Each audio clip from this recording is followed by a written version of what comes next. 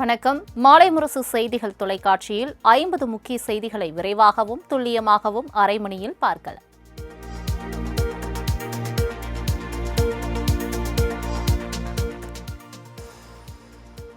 அனைத்து கட்சி கூட்டம் நடைபெறவுள்ள நிலையில் அதன் பணிகளை முதலமைச்சர் மு.க.ஸ்டாலின் ஆய்வு மேற்கொண்டார். நாடாளுமன்ற தொகுதி மறுவரையறை தொடர்பாக நாளை அனைத்து கட்சி கூட்டத்திற்கு அழைப்பு விடுக்கப்பட்டுள்ளது. சென்னை நாமக்கல் கவிஞர் மாளிகை 10வது மாடி கூட்ட அரங்கில் கூட்டம் நடைபெறவுள்ள நிலையில் அந்த பணிகளை முதலமைச்சர் மு.க.ஸ்டாலின் ஆய்வு மேற்கொண்டார். அப்போது முதலமைச்சரின் செயலர்கள், அரசு அதிகாரிகள் ஆகியோர் உடனிருந்தனர்.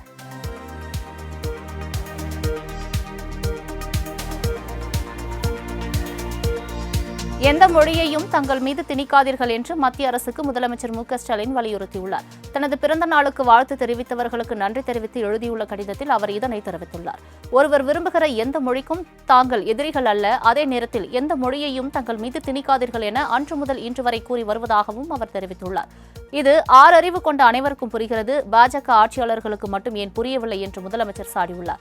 மேலும் பாஜகவின் நோக்கமே தமிழ்நாட்டில் ஆதிக்க ஹிந்தியையும் சமஸ்கிருதத்தையும் கட்டாயமாக திணிக்க வேண்டும் என்பதுதான் என்று முதலமைச்சர் குற்றம் சாட்டியுள்ளார்.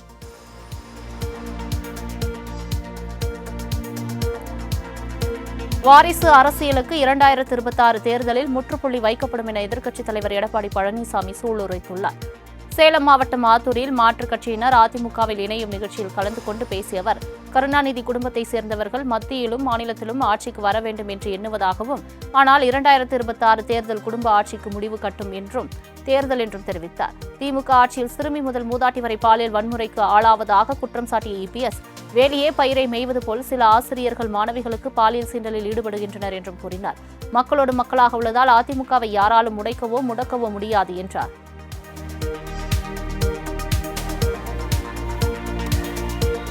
தேமுதிகவிற்கு ராஜ்யசபா சீட் தருவதாக தாங்கள் கூறவில்லை என மறுப்பு தெரிவித்துள்ள இபிஎஸ், பாஜகவுடன் கூட்டணி குறித்து 6 மாதங்களுக்கு பின் கேளுங்கள் என்றும் தெரிவித்துள்ளார்.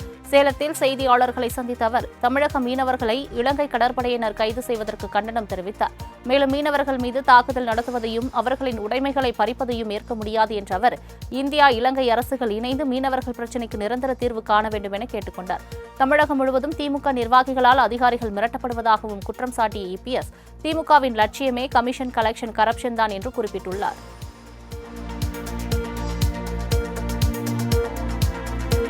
சத்தியம் வெல்லும், நாளை நமதே என்று எக்ஸ் தளத்தில் பதிவிட்ட தேமுதிக பொதுச் செயலாளர் பிரேமலதா விஜயகாந்த் சிறிது நேரத்திலேயே அதனை டெலீட் செய்துள்ளார். முன்னதாக தேமுதிகவுக்கு நாடாளுமன்ற ராஜ்யசபா சீட் ஒன்று தருவதாக அதிமுக தரப்பில் வாக்குறுதி அளித்துள்ளதாக அவர் தெரிவித்திருந்தார். இன்று எடப்பாடி பழனிசாமி அப்படி யாரும் வாக்குறுதி தரவில்லை என்றார். இதுகுறித்த செய்தியாளர்களின் கேள்விக்கு பதிலளிக்காமல் சென்ற பிரேமலதா, விஜயகாந்தின் எக்ஸ் தளத்தில் சத்தியம் வெல்லும், நாளை நமதே என்று பதிவிட்டிருந்தார். ஆனால் சிறிது நேரத்திலேயே அந்த பதிவு நீக்கம் செய்யப்பட்டது.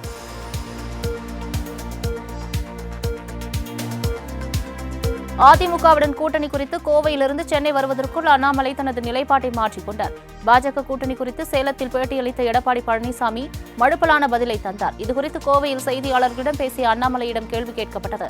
இதற்கு பதில் அளிக்கும் போது நாளை விரிவாக கூறுவதாக தெரிவித்திருந்தார். அதே கேள்வியை சென்னை விமான நிலையத்திற்கு வந்த அண்ணாமலையிடம் கேட்கப்பட்டது. அப்போது கூட்டணி குறித்து பேசுவதற்கு இன்னும் நாட்கள் இருப்பதாக தெரிவித்தார்.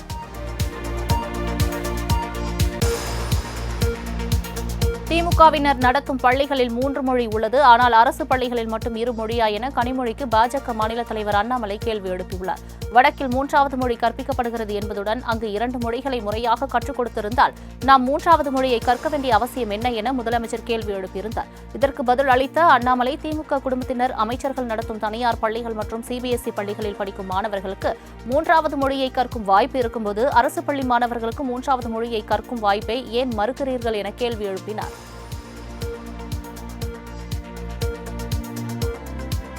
அரசு ஊழியர்களுக்கு ஏற்ற ஓய்வூதிய திட்டம் விரைவில் அறிவிக்கப்படும் என ஊரக வளர்ச்சித்துறை அமைச்சர் ஐ. பெரியசாமி தெரிவித்துள்ளார். திண்டுக்கல் மாவட்ட ஆட்சியர் அலுவலகத்தில் நடைபெற்ற நிகழ்வில் பங்கேற்ற பின் செய்தியாளர்களுக்கு பேட்டியளித்த அவர் இதனை தெரிவித்தார். மேலும் தமிழக அரசு மீது நம்பிக்கை வைத்துள்ள ஊழியர்களுக்கு ஏற்ற ஓய்வூதியத்தை முதலமைச்சர் விரைவில் அறிவிப்பார் என்றார்.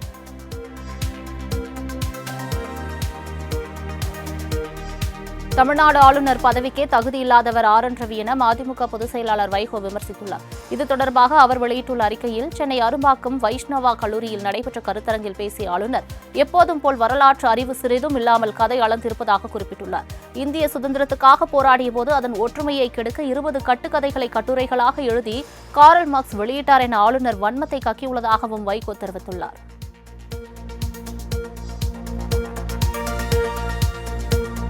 இந்தியாவிலேயே தமிழகம்தான் உயர்கல்வியில் முதலிடத்தில் உள்ளது என அமைச்சர் கோவி செழியன் பெருமிதம் தெரிவித்துள்ளார். திருச்சி மணப்பாறை ஊராட்சியில் நடைபெற்ற முதல்வர் திட்ட முகாமில் அமைச்சர் செழியன் கலந்து கொண்டு நலத்திட்ட உதவிகள் வழங்கினார். தொடர்ந்து செய்தியாளர்களிடம் பேசிய அவர், திமுக நீட் தேர்வை ரத்து செய்ய சட்டமன்றத்தில் ஒருமனதாக தீர்மானம் நிறைவேற்றியும் மத்திய அரசு அதை ரத்து செய்யாமல் உள்ளதாகவும் குற்றம் சாட்டினார். கோடைகாலம் துவங்கியுள்ள நிலையில் ஜூஸ் மற்றும் குளிர்பான நிலையங்களில் ஆய்வு செய்ய உணவு பாதுகாப்புத்துறைக்கு தமிழக சுகாதாரத்துறை அறிவுறுத்தியுள்ளது. கோடைகாலம் துவங்கிய நிலையில் மக்கள் வெப்பத்தை தணிக்க ஜூஸ் மற்றும் குளிர்பான கடைகளை நாட தொடங்கியுள்ளனர். இதனால் குளிர்பானம், குடிநீர் கேன்கள், பழக்கடை மொத்த விற்பனையாளர்களுக்கு பல்வேறு வழிகாட்டு நெறிமுறைகள் வழங்கப்பட்டுள்ளது. பழ வகைகளை குளிர்சாதனத்திலும் பாத்திரங்களிலும் பதப்படுத்தக்கூடாது என அறிவுறுத்தப்பட்டுள்ளது. இதனை அவர்கள் முறையாக பின்பற்றுகின்றனரா என ஆய்வு செய்ய வேண்டும் என உணவு பாதுகாப்புத்துறைக்கு உத்தரவிடப்பட்டுள்ளது.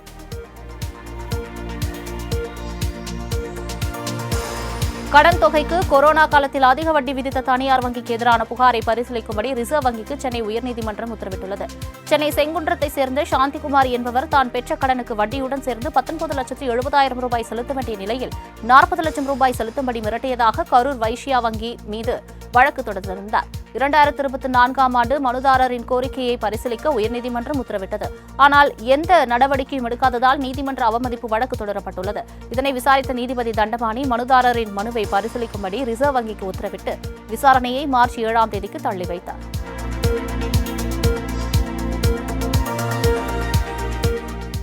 மூன்று மாவட்ட மருத்துவக் கல்லூரிகளில் கூடுதலாக 50 இடங்களை அதிகரிக்க வேண்டும் என மத்திய அமைச்சர் ஜே.பி. நட்டாவிடம் கோரிக்கை வைத்துள்ளதாக அமைச்சர் மா. சுப்பிரமணியன் தெரிவித்துள்ளார். இது தொடர்பாக அவர் வெளியிட்டுள்ள அறிக்கையில், நாமக்கல், திருப்பூர், விருதுநகர் ஆகிய மாவட்டங்களில் உள்ள மருத்துவக் கல்லூரிகளில் கூடுதலாக 50 இடங்களை ஒதுக்க வேண்டும். தமிழ்நாட்டில் கூடுதலாக 500 சுகாதார நிலையங்கள் அமைப்பதுடன் புற்றுநோய் பராமரிப்பு, சிகிச்சை மற்றும் சேவைகளை மேம்படுத்தவும் கோரிக்கை வைத்துள்ளதாகவும் குறிப்பிட்டுள்ளார்.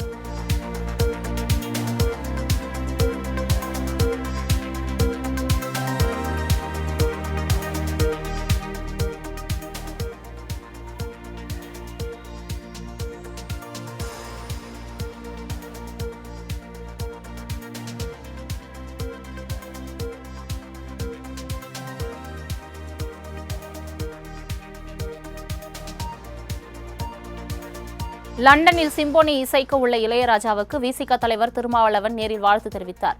வருகிற 8ஆம் தேதி லண்டனில் இசைஞானி இளையராஜா சிம்போனி இசை நிகழ்ச்சியை நடத்துகிறார். இதற்காக அவர் லண்டன் செல்லவுள்ள நிலையில் அவரை நேரில் சந்தித்து விசிக தலைவர் திருமாவளவன் வாழ்த்து தெரிவித்தார். அவருக்கு சால்வை அணிவித்து வாழ்த்து தெரிவித்த திருமாவளவனிடம் வெண்பா குறித்து இளையராஜா விளக்கி கூறினார். இந்த சந்திப்பின் போது இருவரும் மனம் திறந்து பேசிக் கொண்டனர்.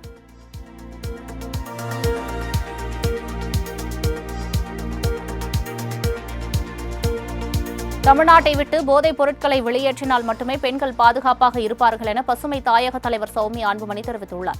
சென்னை வேப்பேரியில் உள்ள ஜெயின் மகளிர் கல்லூரியில் நடைபெற்ற மகளிர் தின விழாவில் சிறப்பு விருந்தினராக கலந்து கொண்ட சௌமியா அன்புமணி, பெண்களுக்கு வெளி இடங்களில் பாதுகாப்பு இல்லை எனவும் இதற்கு காரணம் மதுதான் எனவும் தெரிவித்தார். மேலும் வருங்கால தலைமுறையினரை பாதுகாக்க வேண்டும் என்றால் போதை பழக்கத்துக்கு முடிவு கட்ட வேண்டும் என்றும் வலியுறுத்தினார்.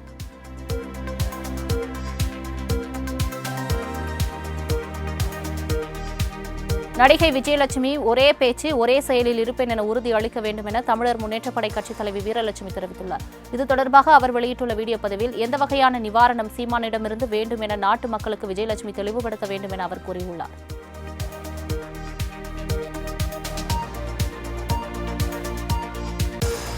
விழுப்புரம் மாவட்டத்தில் அமைந்துள்ள மேல்மலையனூர் அங்காளம்மன் கோவில் தேரோட்டம் விமரிசையாக நடைபெற்றது. இக்கோவிலின் மாசி பெருவிழா கடந்த 26ஆம் தேதியன்று கொடியேற்றத்துடன் தொடங்கிய நிலையில் மயான கொள்ளை, தீமிதி நிகழ்ச்சிகள் சிறப்பாக நடந்தேறின. இதனையடுத்து முக்கிய நிகழ்வான தேரோட்ட வைபவத்தில் அம்மன் சாந்தரூபிணியாய் திருத்தேரில் அமர்ந்து பக்தர்களுக்கு காட்சியளித்தார். இதனைத் தொடர்ந்து தமிழகம், ஆந்திரா, கர்நாடகா, புதுச்சேரி, கேரளா உள்ளிட்ட பல்வேறு மாநிலங்களிலிருந்தும் வந்திருந்த லட்சக்கணக்கான பக்தர்கள் தேரினை வடம் பிடித்து இழுத்து சாமி தரிசனம் செய்தனர்.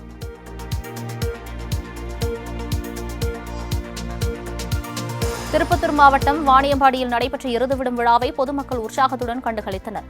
வாணியம்பாடி அடுத்த வளையாம்பட்டு கிராமத்தில் நடைபெற்ற எருதுவிடும் விழாவில் தமிழகம் மட்டுமின்றி வெளி மாநிலங்களில் இருந்தும் வந்திருந்த சுமார் 200க்கும் அதிகமான காளைகள் பங்கேற்றன. இந்நிகழ்வில் சீறி பாய்ந்தோடிய காளைகளை பொதுமக்கள் ஆர்வத்துடன் கண்டுகளித்தனர். குறைவான வினாடிகளில் இலக்கை சென்றடையும் காளை உரிமையாளர்களுக்கு ரொக்க பரிசு வழங்கப்பட்டது.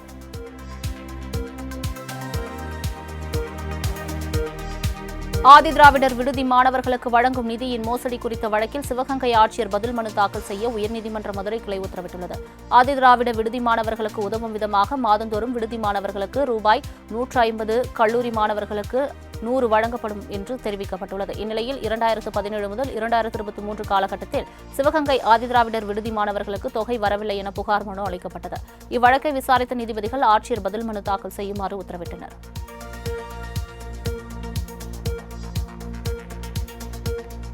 முதலமைச்சர் மு.க.ஸ்டாலின் பிறந்தநாள் விழாவில் உறுதிமொழி எடுத்தபோது நகரமன்ற தலைவியின் வளையலை திமுக கவுன்சிலர் உருவும் வீடியோ சமூக வலைதளங்களில் பரவி வருகிறது. நீலகிரி மாவட்டம் குன்னூர் நகர பகுதியில் திமுக சார்பில் மு.க.ஸ்டாலின் பிறந்தநாள் விழா கொண்டாடப்பட்டது. திமுக கொடி ஏற்றப்பட்டதை தொடர்ந்து நகர செயலாளர் ராமசாமி உறுதிமொழியை படிக்க நிர்வாகிகள் தொண்டர்கள் உறுதிமொழி எடுத்துக் கொண்டனர். அப்போது திமுக கவுன்சிலர் ஜாகிர் ஹுசேன் என்பவர் உறுதிமொழி வாசிக்கும் போதே நகரமன்ற தலைவர் சுசீலா என்பவரின் கையை பிடித்து வளையலை நைசாக உருவினார். இந்த காட்சி வைரலாகி வருகிறது.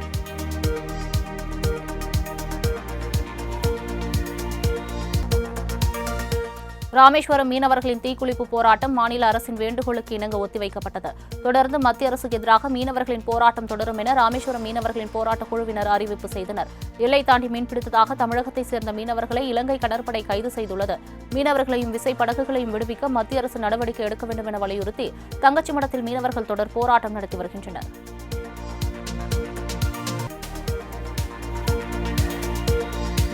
விவசாயிகள் 2 நாள் உண்ணாவிரத போராட்டம் நடத்த சென்னை உயர்நீதிமன்றம் அனுமதி வழங்கியுள்ளது. விவசாயிகள் பாதுகாப்பு சங்கம் சார்பில் நீதிமன்றத்தில் மனு ஒன்று தாக்கல் செய்யப்பட்டது. அதில் விவசாயிகளுக்கு தானமாக வழங்கப்பட்ட நிலத்தை கோவில் நிலம், வக்பு வாரிய நிலம் என கூறி வகை மாற்றம் செய்வதாகவும், இதனை கண்டித்து சென்னை ராஜரத்தினம் மைதானம் அருகே 20 நாட்கள் தொடர் உண்ணாவிரத போராட்டம் நடத்த அனுமதி வேண்டும் என்றும் கோரிக்கை விடுக்கப்பட்டது. இதனை விசாரித்த நீதிமன்றம் விவசாயிகள் 2 நாட்கள் போராட்டம் நடத்த அனுமதி அளிக்க காவல்துறைக்கு உத்தரவிட்டது.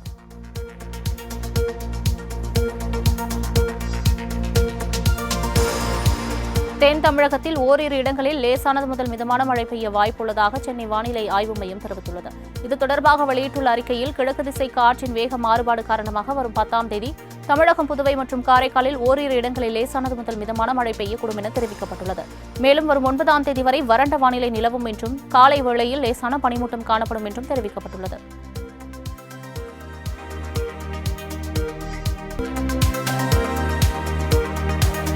இரண்டாயிரத்து 26ஆம் ஆண்டு நடைபெறவுள்ள சட்டமன்ற தேர்தலுக்கான வேட்பாளரை சீமான் அறிவித்தார். தமிழகத்திலிருந்து கேரளாவிற்கு கடத்தப்படும் கனிம வள கொள்ளையை தடுத்து நிறுத்த வலியுறுத்தி நாம் தமிழர் கட்சி சார்பில் நேற்று முன்தினம் கண்டன ஆர்ப்பாட்டம் நடைபெற்றது.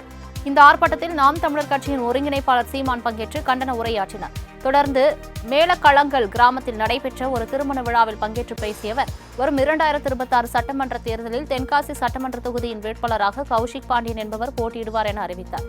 சட்டமன்ற தேர்தலுக்கு இன்னும் ஓராண்டு உள்ள நிலையில் இப்போதே வேட்பாளரை அறிவித்திருப்பது பேசும் பொருளாக அமைந்துள்ளது.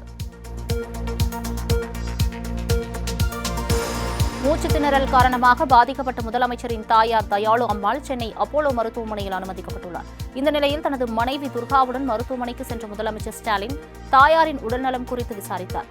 அவருக்கு கொடுக்கப்படும் சிகிச்சை குறித்து மருத்துவரிடம் முதலமைச்சர் கேட்டறிந்தார்.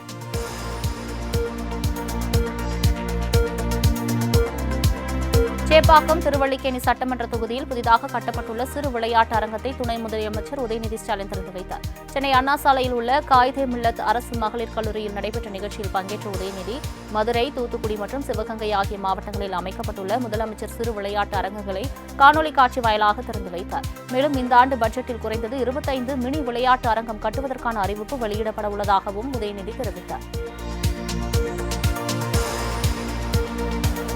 நில அபகரிப்பு வழக்கில் இருந்து விடுவிக்க கோரி முன்னாள் மத்திய அமைச்சர் மு.க. அழகிரி தாக்கல் செய்த மனுவை சென்னை உயர்நீதிமன்றம் தள்ளுபடி செய்துள்ளது. மதுரை திருமங்கலம் அருகே மு.க. அழகிரிக்கு சொந்தமான பொறியியல் கல்லூரி அருகே இருந்த 44 சென்ட் கோவில் நிலத்தை அபகரித்ததாக மு.க. அழகிரி, சம்பத்குமார் உட்பட 7 பேர் மீது வழக்கு பதிவு செய்யப்பட்டது. இந்த வழக்கிலிருந்து விடுவிக்க கோரி அழகிரி தாக்கல்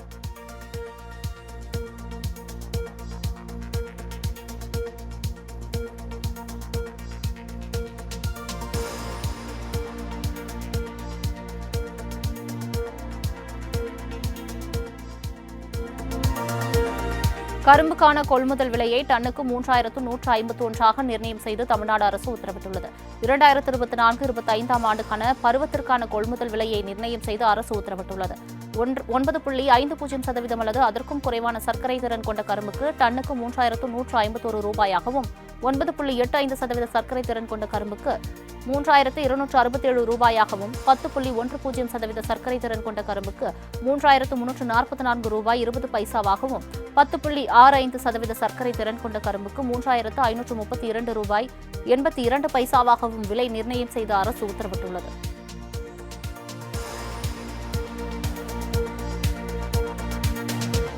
கிழக்கு கடற்கரை சாலையை 6 வழித்தடமாக அகலப்படுத்தும் பணிகளை அமைச்சர் ஏவாவேலு ஆய்வு மேற்கொண்டார். சென்னை திருவான்மியூர் முதல் அக்கரை வரை 6 வழிப்பாதையாக அகலப்படுத்தும் பணிகள் நடைபெற்று வருகிறது. இந்நிலையில் இப்பணிகள் முன்னேற்றம் குறித்து அதிகாரிகளுடன் அமைச்சர் ஏவாவேலு ஆய்வு மேற்கொண்டதுடன் பல்வேறு அறிவுரைகளை வழங்கினார்.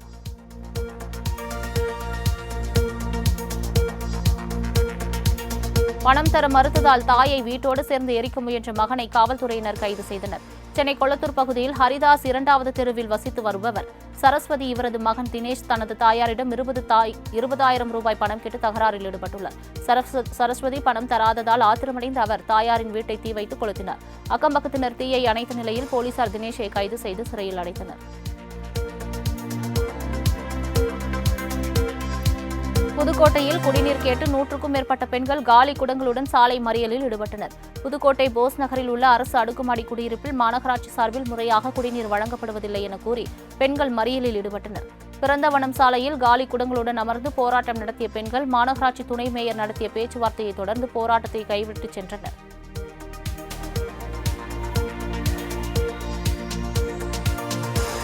17 வயது சிறுமிக்கு பாலியல் தொல்லை அளித்த கூலி தொழிலாளி போக்சோ வழக்கில் கைது செய்யப்பட்டார். திண்டுக்கல் மாவட்டம் பழனியை அடுத்த பெத்தநாயக்கன்பட்டியைச் சேர்ந்த ஆறுமுகம் என்பவர் அதே பகுதியைச் சேர்ந்த 17 வயது சிறுமியை காதலிப்பதாக கூறி பாலியல் வன்புணர்வு செய்ததாக கூறப்படுகிறது. இதனால் சிறுமி கர்ப்பமானதை அடுத்து சிறுமியின் பெற்றோர் அளித்த புகாரின் பேரில் பழனி போலீசார் கூலி தொழிலாளி ஆறுமுகத்தை கைது செய்து சிறையில் அடைத்தனர். மலர் கண்காட்சிக்கு தயாராகி வரும் கொடைக்கானல் பிரியன் பூங்காவில் 720 வகையான ரோஜா செடிகளுக்கு கவாத்து பணிகள் செய்யப்பட்டது. மலைகளின் இளவரசி என்று அழைக்கப்படும் கொடைக்கானல் பிரியான் பூங்காவில் வருகின்ற மே மாதம் 68வது மலர் கண்காட்சி நடைபெறவுள்ளது. இந்நிலையில் சுற்றுலா பயணிகளை கவரும் விதமாக பூங்காவில் பல வண்ணங்களில் விதவிதமான ரோஜா செடிகள் வைக்கப்பட்டு அவற்றிற்கு கவாத்து செய்யும் பணி தொடங்கியுள்ளது. அதன்படி சுமார் 720 வகையான ரோஜா செடிகளுக்கு கவாத்து பணி செய்யப்பட்டது. குஜராத்தின் ஜாம்நகரில் வனவிலங்கு மறுவாழ்வு மையமான வந்தாராவை திறந்து வைத்த பிரதமர் நரேந்திர மோடி இந்த முயற்சிக்காக அனந்த் அம்பானிக்கு தனது பாராட்டுகளை தெரிவித்துள்ளார். இதுகுறித்து பிரதமர் தனது எக்ஸ் தளத்தில் பதிவிட்டுள்ள செய்தியில், வந்தாரா மையத்தில் ஆசிட் வீச்சில் பலியான யானையையும் லாரியால் விபத்துக்குள்ளாகி ஊனமடைந்த யானையையும் கண்டு வேதனை அடைந்ததாகவும் இதற்கு காரணமானவர்களின் பொறுப்பற்ற தன்மைக்கு கவலையடைவதாகவும் தெரிவித்த அவர், இந்த விலங்குகளுக்கான மறுவாழ்வு மையத்தை உருவாக்கிய அனந்த் அம்பானி மற்றும் அவரது முழு குழுவினரையும் பாராட்டுவதாக தெரிவித்துள்ளார்.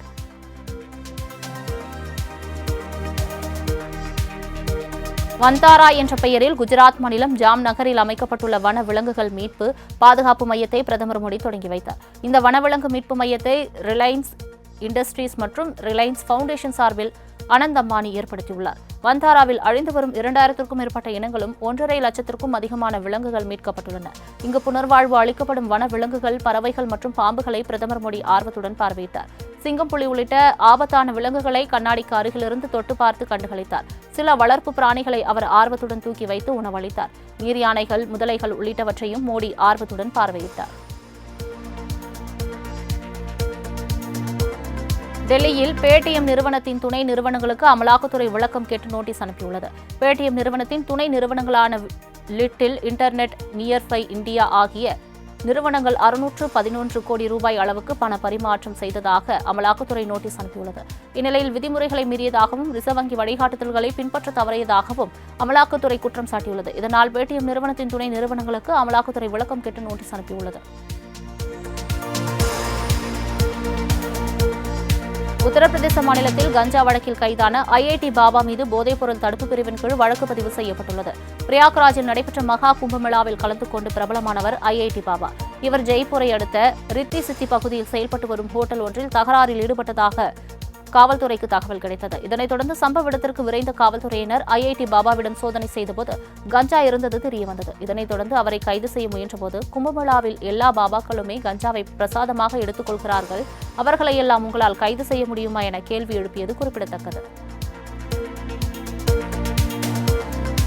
நோயாளி கவனிப்பு படி வழங்காததை கண்டித்து புதுச்சேரியில் ஓய்வு பெற்ற சுகாதார ஊழியர்கள் யாசகம் பெறும் நூதன போராட்டத்தில் ஈடுபட்டனர். புதுச்சேரியில் ஓய்வு பெற்ற சுகாதாரத்துறை ஊழியர்களுக்கு நிலுவையில் உள்ள நோயாளி கவனிப்பு படியை உடனடியாக வழங்க வலியுறுத்தி புதுச்சேரி மாநில சட்டப்பேரவை அருகே போராட்டம் நடத்தப்பட்டது. இதில் அரசுக்கு எதிராக கண்டன கோஷங்களை எழுப்பிய ஓய்வு பெற்ற ஊழியர்கள் சாலையில் சென்ற பொதுமக்களிடம் யாசகம் பெற்று அரசுக்கு தங்கள் எதிர்ப்பினை பதிவு செய்தனர். திருப்பதி மலையில் சிறுத்தை நடமாட்டம் காரணமாக பக்தர்கள் நடந்து மலை ஏறுவதற்கு நேர கட்டுப்பாடு தொடர்கிறது. திருப்பதி மலை நடைபாதையில் உள்ள கடை ஒன்றில் பொருத்தப்பட்டிருக்கும் சிசிடிவி கேமராவில் பதிவாகியுள்ள சிறுத்தை நடமாட்டம் இருப்பது போன்ற காட்சிகள் அப்பகுதி மக்களிடையே அச்சத்தை ஏற்படுத்தியுள்ளது. இந்த நிலையில் மதியம் 2 மணிக்கு மேல் 12 வயதிற்குட்பட்ட சிறுவர் சிறுமியர் திருப்பதி மலைக்கு நடந்து மலையேற விதிக்கப்பட்ட தடை சிறுத்தை அச்சம் காரணமாக நீடிக்கிறது. மேலும் மதியம் 2 மணிக்கு மேல் பக்தர்கள் கூட்டம் கூட்டமாக நடந்து செல்வதற்கு மட்டுமே அனுமதிக்கப்படுவதாக வனத்துறை அறிவித்துள்ளது.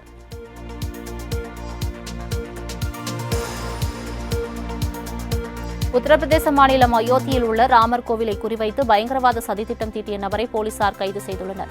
இந்தியாவில் பல இடங்களில் தாக்குதல் நடத்த பயங்கரவாதி ஒருவர் திட்டமிட்டுள்ளதாக கிடைத்த தகவலின் பேரில் ஹரியானா மாநிலத்தில் ஃபரிதாபாத்தில் பதுங்கியிருந்த உத்தரப்பிரதேசத்தைச் சேர்ந்த அப்துல் ரஹ்மான் என்பவர் கைது செய்யப்பட்டார். தொடர்ந்து அவர்களிடமிருந்து கையெறி குண்டுகள், ஆவணங்களை கைப்பற்றிய போலீசார் விசாரணை மேற்கொண்டனர். அப்போது 19 வயதான அவர் பாகிஸ்தானின் உளவு அமைப்புடன் தொடர்பில் இருந்ததாகவும் அயோத்தியில் உள்ள ராமர் கோவிலை குறிவைத்து தகர்த்த தயார் செய்யப்பட்டதாகவும் தெரிய வந்துள்ளது அதிர்ச்சியை ஏற்படுத்தியுள்ளது.